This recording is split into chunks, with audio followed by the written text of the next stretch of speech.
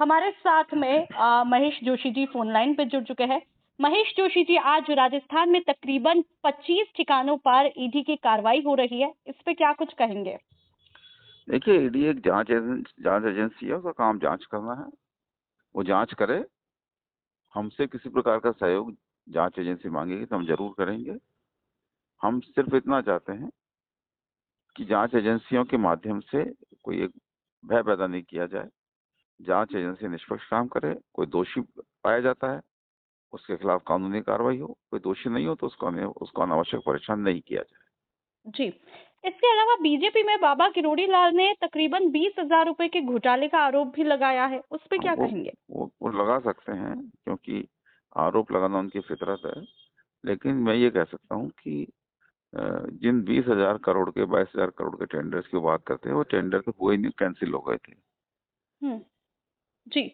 साथ ही कांग्रेस की सूची को लेकर के, बाकी बचे नामों की सूची को लेकर के इंतजार है, उसमें आपका नाम भी चर्चाओं में है और कहा जा रहा है चर्चाओं में कि महेश जोशी जी का टिकट कट भी सकता है, क्या कहेंगे?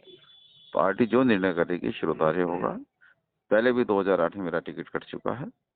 उस निर्णय को मैंने शिरोधार्य किया था। हम्म। तो जो भी पार्टी निर्णय करेगी वो शिरोधार्य होगा।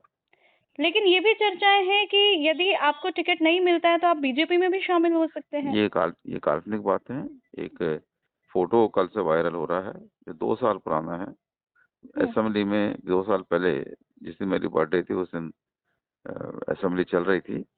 जी। मैं किसी काम से, किसी कारण से नापा स्टॉप भी किया था। उनको पता लगा मेरी बर्थडे है। हम्म। तो ना, जो प्रतिपक्ष हमारे विधायक साथी हैं, उन्होंने मेरे को लड्डू खिलाया।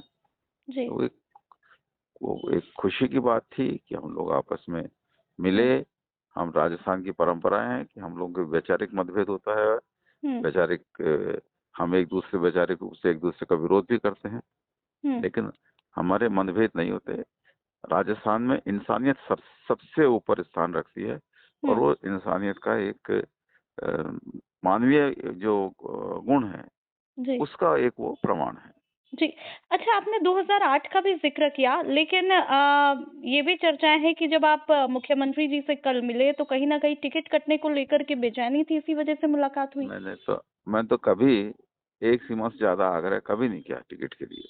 बल्कि मैं तो हमेशा पार्टी को ये कहता हूँ, अगर जहाँ से मेरे को टिकट पार्टी देना चाहती है, वहाँ अगर मेरे से बेहतर कोई और उम्मीदवार हो तो उसको लड़ा ले पार्टी। हुँ। चाहे वो 2098 की बात हो, चाहे 2003 की बात हो, चाहे 2009 में जब मैं एमपी जीता था तब भी मैंने ये कहा था, मुझसे हुँ। बेहतर कोई हो तो उसको लड़ा लीजिए, नहीं तो मैं लड़ लूंगा। हुँ। 2018 में मैंने यही कहा था कि मुझसे बेहतर कोई हो तो लड़ा लें, हुँ। और नहीं तो आप मुझे टिकट देंगे तो मैं जीत के आऊंगा। अभी भी स्थिति है हुँ। कि अगर पार्टी मुझे टिकट देगी तो मेरा विश्वास है कि मैं जीत कर आऊंगा।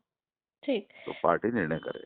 बिल्कुल, आपने बेहतर उम्मीदवार की चर्चा की, लेकिन चर्चाओं में अभी से एक चर्चा है, आर.आर. तिवारी को मौका दिया जा सकता है हवा महल से यदि आपका टिकट कटता है तो।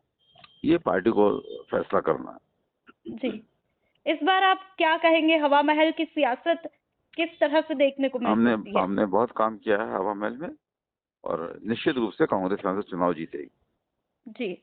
जोशी जी, बहुत-बहुत शुक्रिया तमाम सवालों के बेबाकी के साथ में जवाब देने के लिए।